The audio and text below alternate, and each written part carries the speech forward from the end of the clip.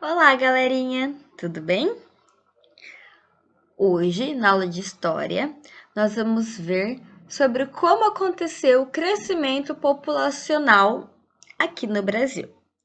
Nas últimas aulas, nós vimos como ocorreu o descobrimento do Brasil, como surgiram as primeiras cidades, e agora a gente vai ver um pouco sobre o crescimento da população. Então, vamos lá! As paróquias das vilas eram responsáveis pelos registros de nascimento, casamento e óbito. Mas muitas pessoas moravam em lugares de difícil acesso e não registravam seus filhos. Então, vamos voltar um pouquinho.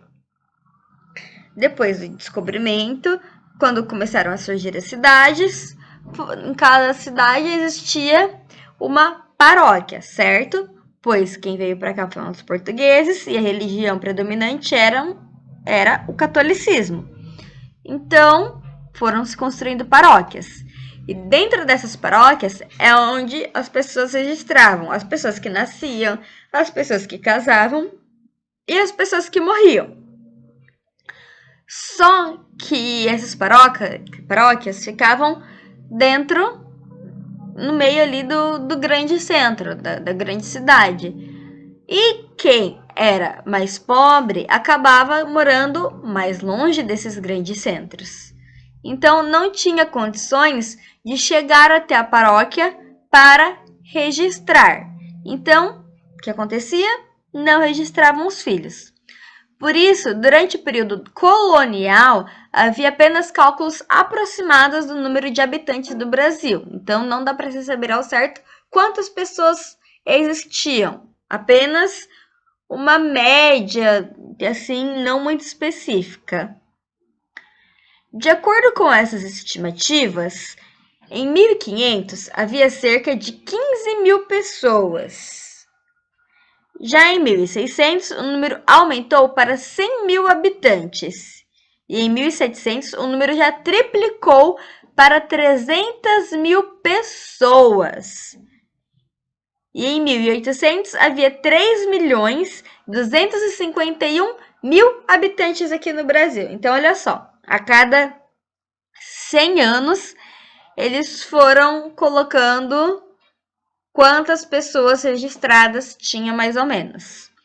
Então, era 15 mil, foi para 100 mil, que foi para 300 mil, e aí em 1800, 300 anos depois do descobrimento, já tinha 3 milhões 250 mil pessoas morando no nosso país.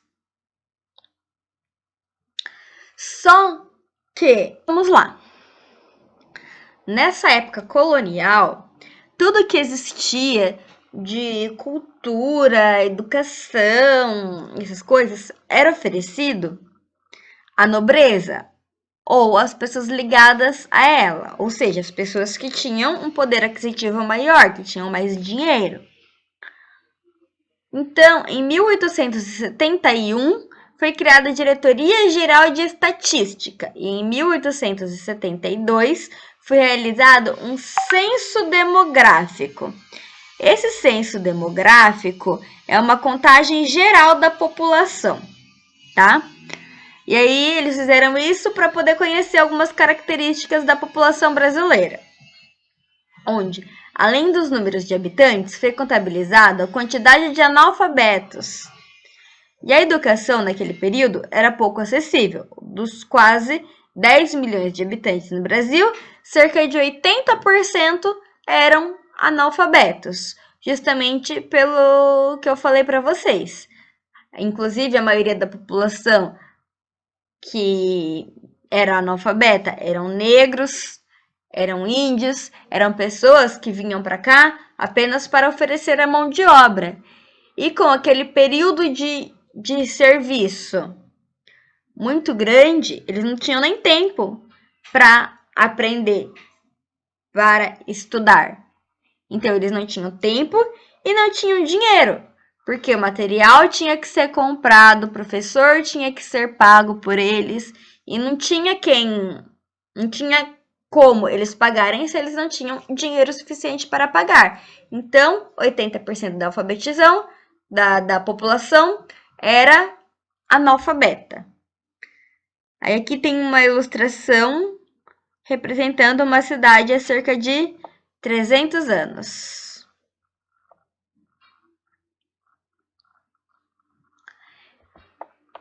Desde 1936, os censos passaram a ser realizados pelo Instituto Brasileiro de Geografia e Estatística, o que a gente chama de IBGE, e até hoje é realizado por esse instituto. As informações coletadas pelo IBGE são muito importantes para que o governo possa planejar sua atuação. O governo pode saber, por exemplo, através dele, quantas pessoas não estão estudando, onde faltam escolas e tentar se planejar para poder atender o maior número de pessoas possível. Então, através desse censo, que é realizado, se eu não estou enganada, a cada... Eles veem qual a renda média da população, quantas pessoas estão trabalhando, quantas pessoas estão desempregadas e quantas pessoas são alfabetizadas, quantas pessoas pararam de estudar, quantas pessoas já são maiores de idade e não sabem ler e escrever, quantas crianças estão fora da escola porque não tem vaga. Então, nesse censo, eles coletam todas essas informações, colocam em gráficos, e aí o que o governo faz? Olha esses gráficos e vê aonde a situação está mais precária para poder agir ali e fazer com que a população daquela região tenha mais acesso, tenha um pouco mais de cultura, de conhecimento, tudo isso levado pelo governo, tá bom? Então, dito isso, aqui temos algumas perguntas. Por que não era possível saber exatamente o número de habitantes do Brasil no período colonial? Então vamos lá. Aonde que as pessoas eram registradas mesmo naquela época? Ok. E as pessoas sendo registradas ali, era todo mundo que conseguia chegar? Não, não é mesmo? E já existia esse censo naquela época, lá em 1800?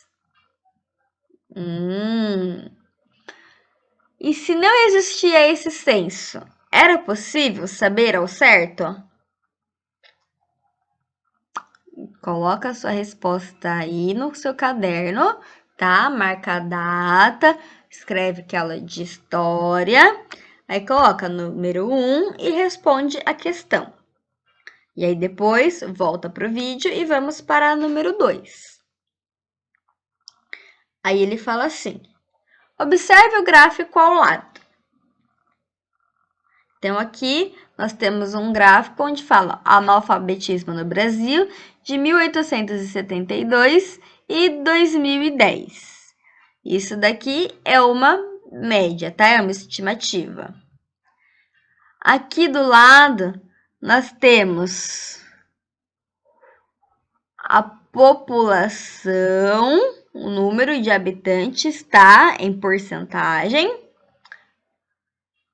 E aqui embaixo nós temos os anos.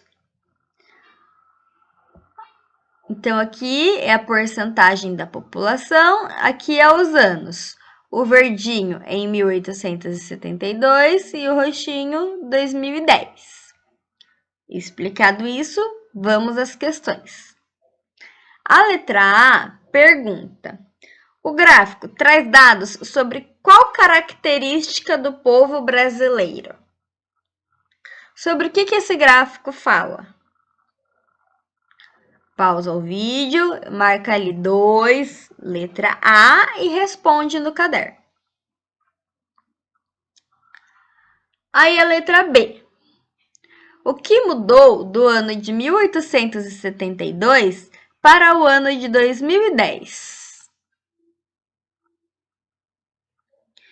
O que mudou aqui entre um e outro? Dá um pause, coloca no caderno número 2, letra B, e responde. E aí, volta para cá comigo. Letra C. Que utilidade essas informações têm para o governo brasileiro? Por que é importante para o governo brasileiro ter essas informações nesses gráficos? Qual que é a importância de se saber isso? Dá uma lembrada que a gente falou sobre isso agora há pouco. Qualquer coisa, volta um pouco o vídeo, não tem problema. Aí você coloca no caderno número 2, letra C, e responde. Tudo bem? Feito isso, a nossa aula de hoje está concluída. Veremos mais na próxima semana. Tudo bem? A gente tem que ir vendo aos poucos para poder compreender o assunto como um todo, porque senão fica muita coisa, vocês não entendem. E então, até a próxima aula.